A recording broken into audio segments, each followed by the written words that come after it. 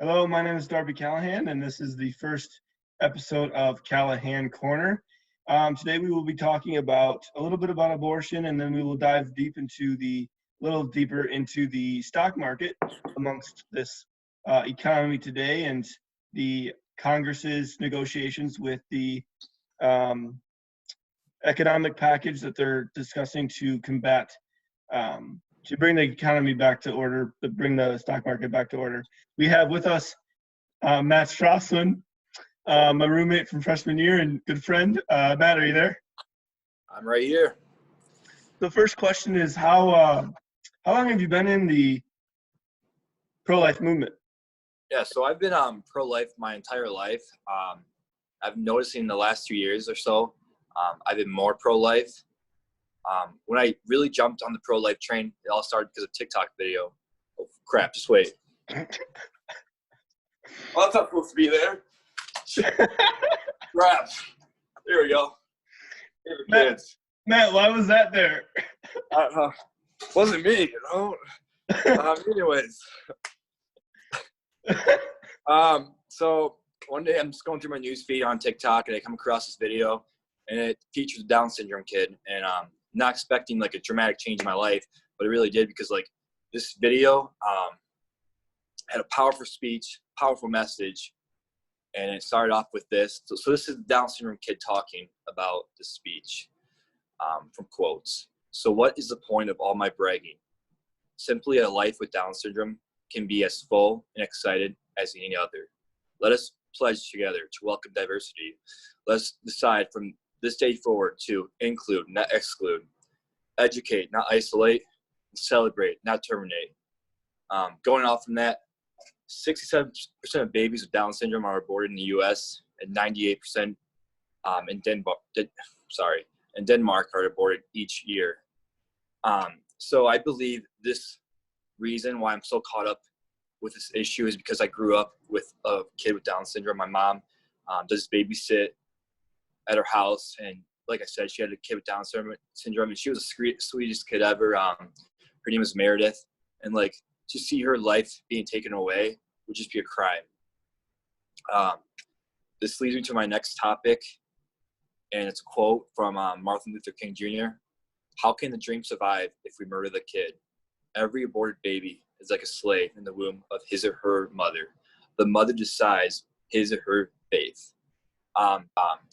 The message the quote was trying to say is the mother picks whether she wants to keep the kid or not, but not having that kid in your life, having an abortion, you're going to miss out on a lot in life.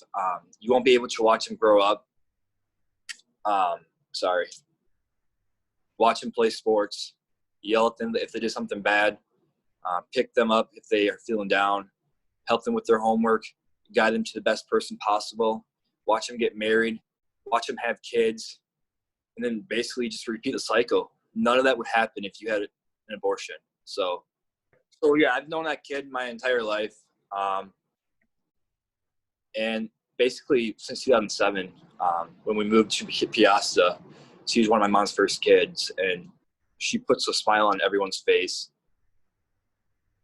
And like I said before, like not seeing her every single day, like that would just, wow.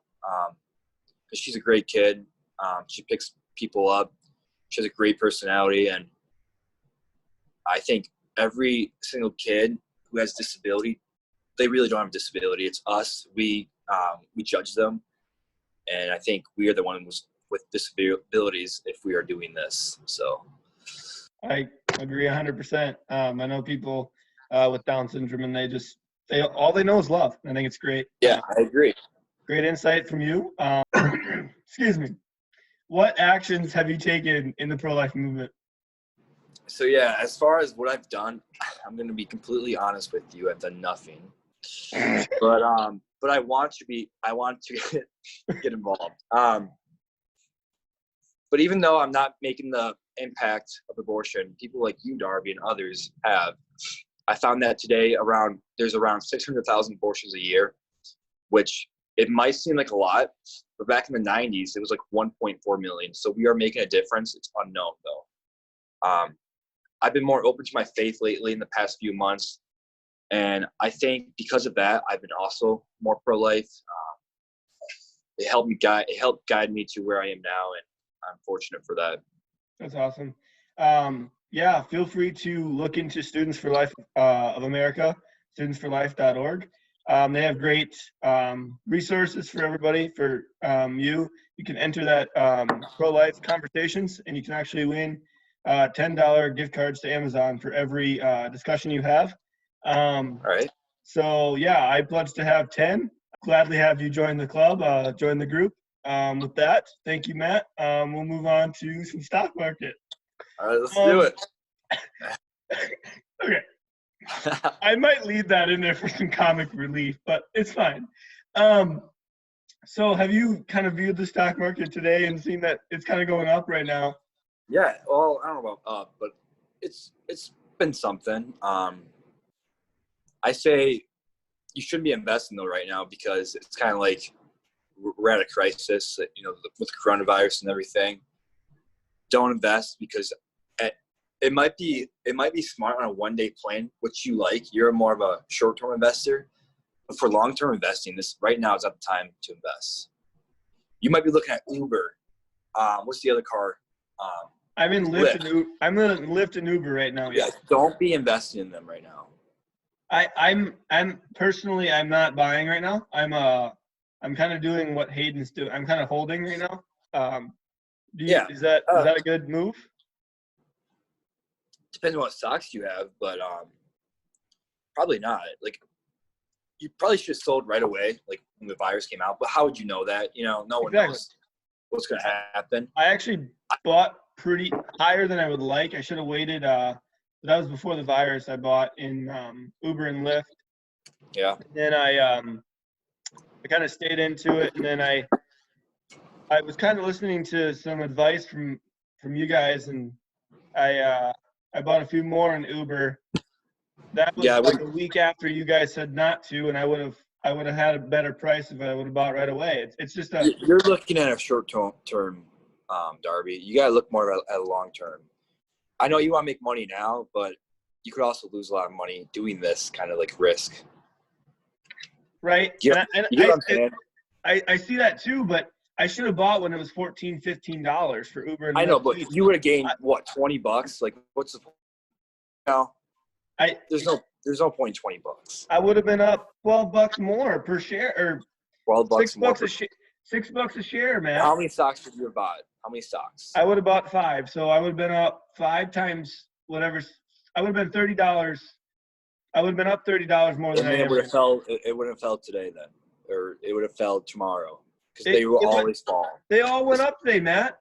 I'm up $28 in my stock. Have you not checked Zoom lately? That fell 15% today. I'm not in Zoom.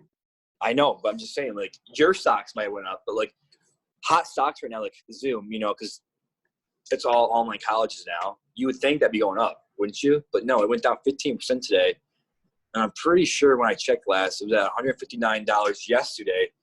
And today it was at like 136, 35. 137 right now. But overall, all the stocks that I'm currently watching are up. Yeah. Few are down. A few are down, but I think it just depends on what you're looking at. Are you currently holding? We got to remember, we don't know where the virus is going to be in 2 months from now. That is true. The stock market might crash again, or not crash, but go on hold. Are you holding in the stock market right now? I sold everything. Oh, you sold it. Yep. I think it's going to go up after. It's going to go up after this passes. You think so? Oh, I obviously it's going to go up. I just think it's when does it go up, related to like when the virus is over, Because you can't just buy when the virus is over, because the virus is never going to be over. I think you should buy once the virus dies down, when school is back in sessions, right? When work. Shouldn't that be shouldn't you buy when it's low? Yes, that's what I'm saying. You should buy. So why'd you sell when it was low? I sell when it's high, because right now it's my stocks. I sold last week. Sorry, I didn't explain that. Were they pretty high then? They were pretty high. I'm happy I sold them, because most of them went down. I think only one went up. So I'm happy I sold them. Okay. And you're just going to kind of hold out on – did you sell them all or? Yes, I sold them all. I had over $200 in it. And Okay. I just get. Yeah, so I'm gonna hold through. I'm done buying for a while. So And that's smart. Just yeah. wait for another 2 months to buy it. You should be set. My next thing I was gonna kind of discuss was this economic. Did you look into the economic package that Congress was looking into pass today? I have not. I have not. There's a lot of different things into it. I think they're putting politics into it more than they should. They should be focusing on the American people. And Pelosi wants to sneak in the $15 minimum wage. What are your thoughts on that? Oh man, $15 minimum wage. God, I'm not a big fan of that. Actually, I'm not a fan of that at all because when you got people at McDonald's, forgetting the patty, the most important part of the meal, and they forget the patty and they want $15 an hour. I can't agree with that at all. Like, some jobs, because $15 an hour is a lot of money. If you do the math, it's probably what, $35,000 a year. Something like that. I'll do the math. $40,000 a year, and that's a lot of money. And these people, I know they probably deserve it, but they're not doing the work where they can get $15 an hour. I'm making $11 an hour. I'm a college student. I shouldn't be. That's probably more than what I should be making right now. That is $31,200 a year. Yeah, it's quite a bit of money. Yeah. A teacher doesn't make that much sometimes. I mean, first-year teacher does not make that much. Yeah. And there's some easy jobs out there that if you have the minimum wage at $15, it's not going to be good for the economy. If you think about it, there's going to be a huge inflation as well. Because if we're paying these people $15 an hour, how are we going to afford, or not really afford? Well, if we're paying $15 an hour, there has to be inflation on like everything, common goods. So like milk will go from $2 to maybe $4 or $5. Exactly. Because if you double minimum wage, then companies are gonna have to double. Companies are gonna have to cut workers. They're gonna have to raise their prices because their costs are gonna go up. And to keep costs low, they're gonna have to lay people off. I don't think we realize either. Like small businesses, they're not gonna be able to afford these $15 an hour, salaries. Not salary, but Yeah, wages. Exactly. Wages, yeah. It's not possible for these small businesses. So I don't understand it. And I think it's ludicrous to try to pass that into a bill that is supposed to, recover us from this pandemic, and you're throwing in stuff that half America disagrees with. I think they need to stick with the plan and to, See, I could see a minimum wage, like a $10 minimum wage increase, but I could never see $15. That's way too much. Because where we are right now with the coronavirus, there's going to be an inflation because of this virus. People aren't working right now. There's no school. School doesn't really, matter, but exactly. There's no work going on. People are working from home. Some people are getting cut off from their work. And there's going to be inflation because no one's buying anything. They're all in their house, stuck in their house 2 weeks plus. But yeah, I don't know. I read a few things that were in it, and I was like, she's just trying to sneak things in there while she can. But the Republicans aren't. This is Nancy Pelosi that tried to shove that in there.